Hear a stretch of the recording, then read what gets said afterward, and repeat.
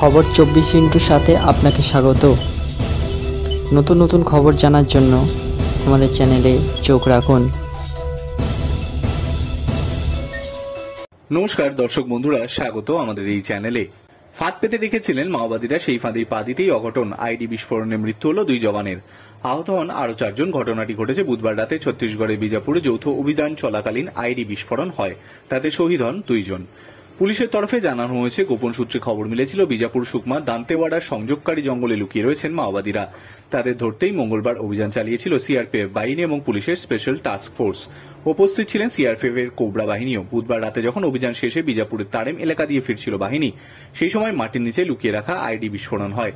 বিস্ফোরণের জেরে এসটিএফ এর 2 আধিকারিকের মৃত্যু হয়, গুরুতর জখম হন আরও 4 জন। মাওবাদীরাই পরিকল্পনা মাফিক এই আইডি বিছিয়ে রেখেছিল বলে অনুমান। হামলার পর অতিরিক্ত বাহিনী পাঠানো হয় ওই এলাকায়। আহত জওয়ানদের উদ্ধার করে হাসপাতালে নিয়ে যাওয়া হয়।